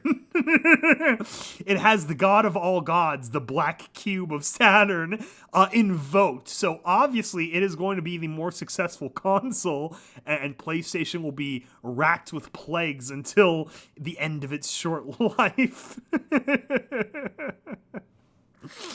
Oh god, if you really want to look into fun conspiracy type stuff, look into Black Cube of Saturn stuff. It's wild rabbit holes about like different objects throughout history. There's like the Kabbalah and was it the Oni building from Halo ODST? I think that's a direct reference to it, but there's a lot of crazy conspiracy stuff with that. And then of course you have the famous painting of Saturn devouring his son to just round things out. It's very fun real life lore. You take your Skinwalker and go down that rabbit hole. Yeah, I also hope Halo Infinite doesn't get postponed. I'm a little worried. We really haven't seen anything about Halo Infinite yet. There's no gameplay. There was that one trailer with like the dude and Mr. Chief, but I'm not seeing anything about like a story or more like I don't know. I like the engine. Like the very first trailer they had that was just the gameplay engine reveal looked great. I'm excited to see their slip space engine, which is very appropriately named. Very fun. But yeah, as far as story, I'm not seeing much. And also music. I want to hear more freaking Kazuma Jinoshi. Give me the good stuff. You've been doing great ever since Halo 4, late Halo 4, and Halo 5. Kazuma Jinoshi music has been solid. I think a very appropriate successor for Marty O'Donnell after the slight diversion into Neil Davidge, which is really sad. I like Neil Davidge's stuff with Massive Attack, his band from the late 90s, early 2000s and stuff, but I did not like his Halo music. I don't know. Something was just off about it. Most of the tracks were weird. A few of them were good. A few of them are good, but a lot of them just didn't land for me. But yeah, I want Halo Infinite to be good. I want to have that Halo 3 feel again, of like having that long wait between Halo 2 and Halo 3, and then finally there's the big release and the big game and playoff, and like, I don't know. I know it'll never be like that again, but it's like I just want something to really get grab me again. A really solid campaign. Because the online is way beyond me. I'm not competitive because I'm an old man and I'm not a gamer anymore, but I just want a new Halo story to go through again. And 4-player too, that was the other thing that killed me, and I don't know whose decision it was about limiting it to 2-player for the Master Chief edition, but it's that was what Halo was built on. I got into Halo because I went to a giant LAN party of 8 Xboxes hooked together, and we played big 32-person matches on Blood Gulch through the night, as a big overnight thing at my church, ironically. Best day at church I've had in a long time. So incredibly fun, and just so I learned to do everything. The gunning, the Warthog, tactics, and discovered Red versus Blue from there. It was the best night of middle school for me. And I don't know why, with that kind of history of Halo and pedigree, that then for their giant remastered edition to have a completely fabricated. There's no fucking reason that they should have limited it to 2 people per console. How fucking cheap are TVs these days? TVs are the one thing in the world where the price goes down over time rather than up like everything else. Healthcare and cars and housing prices and everything. TV cost goes down. Most people have a flat screen in their house of at least 40 inches. I remember all those games playing 4-player on my 28-inch Best Buy branded Insignia television that was in our spare bedroom in the house after my brother moved out. We had so much damn fun in there on that little CRT with horrible color and brightness quality. And now I have a fucking 60-inch TV in my living room, which cost me $500 because Vizios are fucking cheap. And it has a hard internal limit of 2-player. So I have to bring out my 360 and a 15-year-old game in order to play multiplayer with my 3 bros. What the fuck? Whoever's decision that was, they should have fired them, stripped them of their retirement, and gotten them deported or something. Who the fuck does something like that? That's like the guy at Microsoft during E3 2013 that completely killed the X-Bone, from birth. That's with the, oh yeah, we have an offline console. It's called the Xbox 360. How can one person make one critical decision so stupendously dumb to have ramifications through years and years that just killed the Master Chief Edition? it was fun doing the solo campaigns with the HD and the remastered graphics and everything. They shouldn't have remastered the music. Have the old music, have an option to play the old music on the remastered versions. I don't know if that was a thing, but it was just like, it's just, they sound like covers, obviously. That's the problem with, the cover problem in music is if you intentionally try to come as close as possible, it sounds worse. Just do it in your own unique version. It'll sound a lot better because you won't be trying to do a facsimile. You won't slip into the uncanny valley, musically speaking. So, that was a good rant. So they better fucking do it right now. Have Halo Infinite, have it all reverse compatible, fucking 4-player screens and all that, and make it fun. That's all it has to be. Just let it be fun again. That would be great. Oh, and M-rated. And have some character like Johnson go in there and just tell them to fuck off. Like, Halo 5 should not have been rated T for teen. That was a cash grab moment. Yeah, Legendary difficulty. Halo 1 I could never do. The library killed me on Legendary, so that was my limit on Halo 1. But I've played Halo 2 all the way through on Legendary, and one of my proudest Halo moments was I did Reach all the way through Lasso. Holy fuck, that was hard. Never doing that again. It was like an exercise in if I could still do it. That was like in 2012 or something, and I did it, but oof, that was more frustrating. I didn't like how angry I got when playing games, because for me, especially these days, games are therapeutic. Games are when I want to unplug from the world and forget the fact that we have viruses and riots in all these cities and stuff. I just want to submerge into the Fallout world or in the Mr. Chief world and just have fun. I don't play games for a challenge. So I did that, and then I'm never playing Legendary again, basically.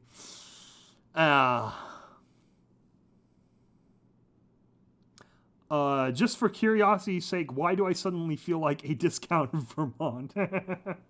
Don't worry, you'll get OG Vermont whenever we do the rap stream. He'll be on there for sure. Really, the biggest limiter for the rap stream is Homage and Amber, our two biggest characters of the finale, where just working with their schedules has been difficult, which is why they haven't been on the last couple of big confessions whatever cast streams. I don't think they were on last year's either. Battered Blade is hard was she made it to a few of them. I Am Shadow, but we have the troopers. We have Chris and Cinderscript, and in Vermont he usually shows up. But yeah, it's hard to get some of the others. So that's what I'm trying more than anything. I'm trying to nail a date where as many people as possible can show up whenever that date is. So then after we do it, then at least it'll be there and people can watch it whenever they want, and then it'll be fun. So we'll see what happens. I'm trying my hardest to organize that, but yeah, it's a bit of a mix. And also not all of them have finished it yet either. Obviously they have their own lives, and I know it's fucking big. It's trust me, I know. The only reason, I originally did intend for it to maybe, I don't know, I thought there was a chance it'd be shorter than the Red Reaper, but then once I actually got into the scripting itself, I'm like, I haven't paid off this yet, or I haven't wrapped up this story yet, or I forgot to put this emotional moment in the middle. And it's then by the end of it, I'm like, okay, yeah, of course it was bigger. I don't know why I thought otherwise. So that's why I tried to soften the blow for people, months ago by saying it has a bit of a Return of the King kind of ending to it. Then again, that might have only made sense to people who are big Lord of the Rings fans. I'm not even a fan in terms of all the books or whatever, but the director's versions of the movies I've seen several times. We have a group of friends where we rewatch the trilogy of, the big extended director's cuts every other year, something like that. Always a fun time. We do it over 3 weekends where it's we get some kind of food, play a few games, and then 4 hours of fellowship. And then the next weekend, food, games, 4.5 hours of the Twin Towers. 2 towers. 9/11. And then the next weekend, a little bit of food, 5 hours, Return of the King. Very fun. I do like Cinematic Future. I don't know if you ever put out an instrumental for it, because obviously I would need that if I were to do a parody. It was a fun song. Yeah, I haven't actually thought of any like regular songs to parody again. That would be a fun one though. It was really well done. There is one more Imagine Dragons song I've been meaning to parody too for a long time, which I haven't gotten to yet, so there might be one more of those. And some of these might be Fallout Equestria versions too. I just, it won't be so directly purpose-driven for Confessions. Obviously a lot of the songs over time were selected and curated to go dramatically with whatever episode of Confessions it was going to be, but now that's over, so... Oh, that's another fun thing I'll point out is on the channel, on the EAST Corp channel, I created a playlist of all the Confessions music sort of in order. For the most part, it's in order. So if you like the songs and you want to, listen to them in the full versions, that's there for you. So that's fun. And yeah, I'd like to do another fucking whatchamacallit, fuck, what's it called? What the Fick? I want to do another What the Fick again soon too, but again, organizing with people's hard, and the next one I'm organizing with people is going to be the rap stream, so we'll do the rap stream, and then hopefully maybe late July or something we'll be able to get a What the Fick together. No promises, but I'll make the effort for sure. You should do anything... Anything Goes by Cole Porter. Yeah, that was one of the options at one point. I already have a Christmas song picked out. I actually have 2 Christmas songs picked out that I might actually do both. I really like both songs, and they're... One of them was one I've been wanting to do for a while, and then another one was one I stumbled upon again this year, like a month ago, and I was like, oh, fuck, that would be a great song to parody. So... might be 2 Christmas songs. Maybe they won't be both Fallout Equestria, but they'll both be, Ponified or whatever. So that could be a lot of fun. We'll see what happens there. Anything Goes. Yeah, that is a fun one. It's it's usually limited by what I can track down instrumental versions of, but yeah, and then in the background we are working on Fallout Day Song 2. It took a little bit of a hit in terms of production because we were very busy this spring where Kelly and I were doing the Dead Tree studio songs at the beginning, and then Kelly was doing his amazing version of Every Story for the finale, which was very well executed and done, that you hear at the very beginning of this live stream, of this BananaCast. So fucking good. Maybe I'll open all BananaCast with that now. It's just so good. Anyway, so we are back. We have a few loose ideas for what we might do for Fallout Days, so that's in the air. I've been feeling coming in the air at night. No, it's not that, but we have a few fun ideas in the air for what we might do. So we'll see what comes of that. It's kind of open. It's open skies for what we're going to build now that both of our major series are done. It's like just finishing up Wasteland Survival Guide and then, a few other odd one-offs maybe for Fallout Equestria stuff. And then Vermont has Untypical going in the background, very big stuff. And then he's got his Arya Moon and the other one, the Xeno something one. And then, yeah, I need to come up with some of my own fun ideas for the channel. And then in the background of all that, I'm trying to work on some novel ideas, like big, proper novels. So try to break into the actual regular science fiction scene. So we'll see what happens. Oh, one other thing. I don't know if anyone's connected to Film Fiction at all. If you're like Film Fiction staff or one of them, but... I'm really trying to get the Confessions scripts put into Film Fiction. Like, they read mostly like prose. I've submitted the article for the X-Raider, and I'm really hoping they accept it, but so far I've heard just nothing, where it's just been sitting on that, it's the button showing that's like, recall your submission. So it's like, it just hasn't gotten looked at yet. And I'm really hoping they do. I mean, it's based on a novel. The whole series is based on World War Z, which is a standard prose novel. It's not like Celtic script format or anything. Like, it reads exceptionally well as a first-person novel with some, meta third-person framing device around it. So I hope they accept it, man. It's my major fan fiction work. I would like it in film fiction, and also I'd like it there to maybe get a chance of getting getting more recognized as a Fallout Equestria story, because it's one of the biggest. If you combine all of our stuff, Terminal Secrets and Confessions, we're like the fifth largest Fallout Equestria story that's completed, that actually finished. The open ones that just never done are one thing, and then you have the ones that are ongoing, like Dead Tree, of course, but it's one of the biggest, and we came from one of the big studios, and we wrote it as a big radio play, and now we've got the nicely edited scripts, and fuck, I just at the very least, I want them to go on Film Fiction, just so people can see them. People that hate the sound of my voice can at least read the scripts and see if they like the story at all. That's fine. So that's what I'm hoping for now. That's kind of it was an afterthought. That's the whole reason I made the scripts in PDF format to start with, but it's I would like to put them on Film Fiction if they'll accept them. So that's all I'm waiting on now. We'll see what happens. So before we end, how do I send you a lot of my world building for review? Discord's the easiest way to get a hold of me. I'm on especially these days. It's a lot easier than email. Where's my name tag? It's Skybolt. Fuck, what's the number? It's not showing me what my Discord number is.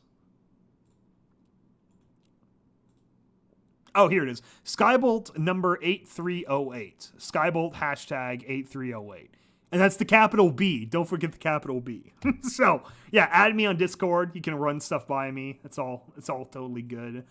That's what one person was asking details about, just the EAST Corp deep lore to stay canonical. And I'm like, yeah, it's pretty loose. Because I kept a lot of it really open for interpretation. So people could do the same thing I did, with K-Cat's story. Or, it's just even for myself down the road, kind of leave open a lot of avenues I could take if I ever wanted to do a full, follow-up or sequel or spin-offs or something. None of those are planned, by the way, but there's ideas out there, at the very least.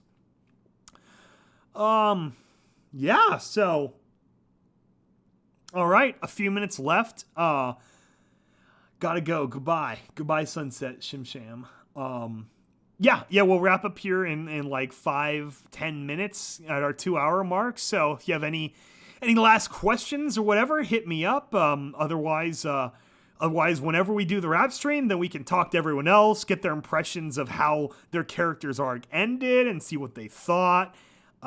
Just talk about the series as a whole. You guys can ask your questions about lore or what you think will happen for everyone, after the fact. And yeah, I did my best. It's hard when it's a prequel. You gotta.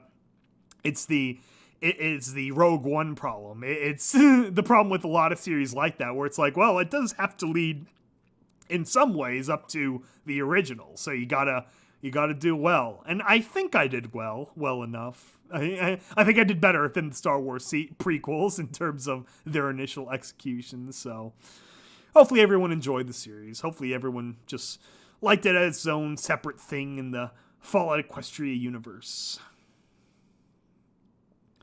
Would you eat mutated plundervine or go near some?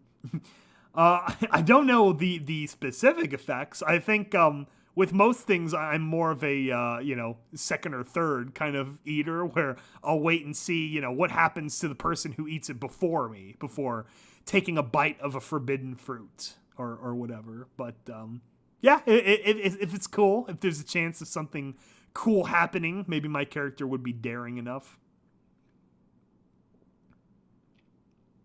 that's the thing too. If I can get my confessions things into film fiction, I might actually write other stuff for film fiction. Maybe I'll finally write the Skybolt story that I tossed around a long time ago, or write out the full like story version of Lament for Queen Chrysalis or something. Goodbye, Samuel Pierce. Thank you for joining us. Let's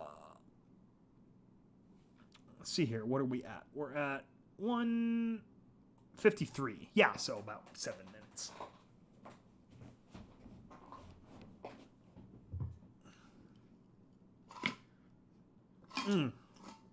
The other thing, too, is hopefully if we can finish... I've said this, I think, 2 years now.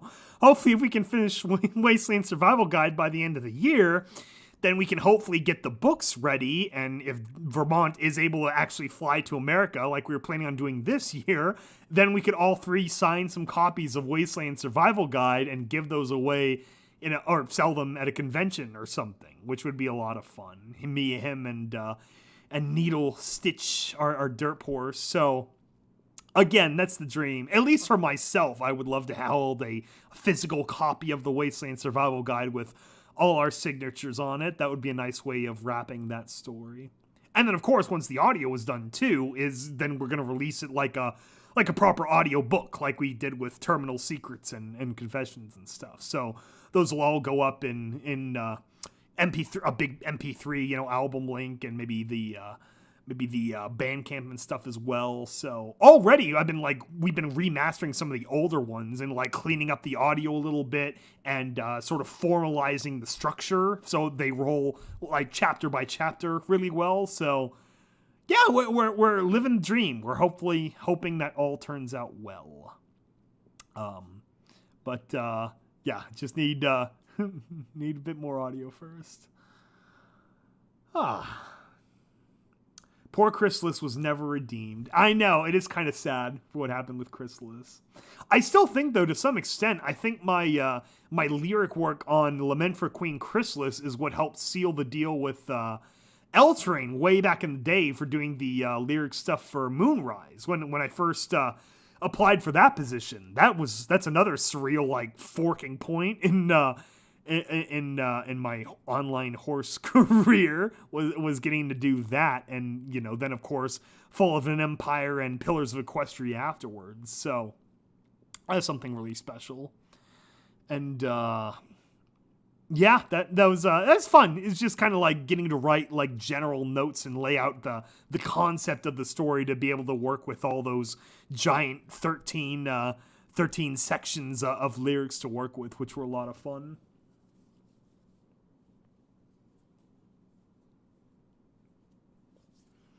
That's the other thing, too. We're approaching the 1-year anniversary of Pillars of Equestria, and I'd love to do the second one. I already gave L-Train, after the release last year, my general outline for how the second one could go, and that's the last I heard. So, he did kind of mention something earlier in winter about starting up on the second one, but we haven't gotten there yet, so I think he's still toying around with some stuff, and I'll ask him again after the 1-year anniversary and see, like, hey, are you interested in doing the part 2 like we planned? See what happens there.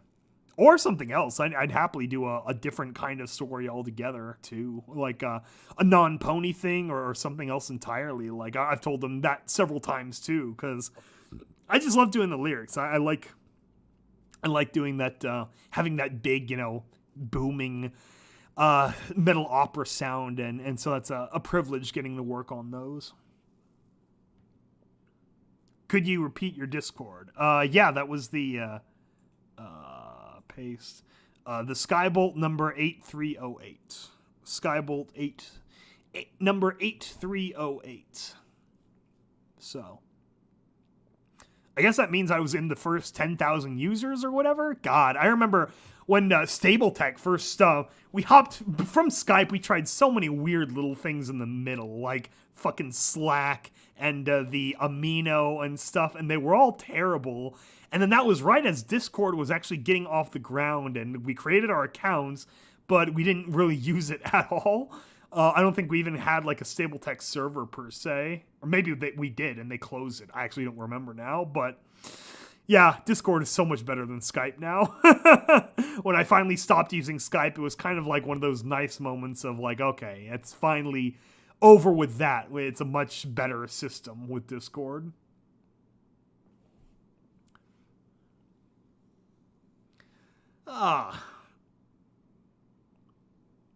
That's the other thing too with the Fallout Equestria stuff. I never felt like part of the greater community. I don't know. It seems like even within the Fallout Equestria as a sub fandom, there's a lot of different like sections of it. There's the Project Horizons fans, and then there's all the other separate radio plays or whatever, or not radio plays, all the other separate side stories or whatever. And I don't know. I've always felt like we've been our own curated little basin, and maybe it's for the best, Obviously, dealing with the Reddit was not good for me way back in the day. I think that's what kind of burned my bridge with ever attempting to, like, break out more into the, like, FOE subreddit or anything like that was, that whole scenario. So, I never figured out how the IRC site worked at all. And then only last year did I finally figure out how the Wikia worked. So, at least it's better marketing and storefront. But that's another thing with the fan fiction. I just want to have it there, get it out there, just to have my foothold in that area, especially as a fan fiction. I think it qualifies, it's a major, it's one of the biggest Fallout Equestria side stories. So yeah, we'll see. I'm really hoping they do. I know they probably couldn't take like a Terminal Secret script, but then maybe they would take Wasteland Survival Guide. That would very easily convert for film fiction. I mean, it's all copy and paste. So I'd be just chapter by chapter. We could put it in our proper order, the big final order we're going to do, and it'd be great. So we'll see what happens. I don't think I'll even attempt that or talk to James and the others about doing that until Confessions works, though, because then I'll just, bitterly walk away from it and never use film fiction again, except to make fun of the old classic stories. So, it's something else. Okay, well, we are over the 2-hour mark, so I think we're gonna wrap it up here. Thank you to everyone for listening to the finale of Confessions of Wasteland Pony. I put so much endless time and effort into it to really try to make it the best thing I possibly could. Obviously, I think it turned out pretty well. People seem to really enjoy the ending, those that listen to it live. And yeah, I cannot thank you enough for the for your patronage and your fanship over the years. So many people that followed us from the old Stable Tech days. It was a real blessing. So anyway, thank you to everyone, and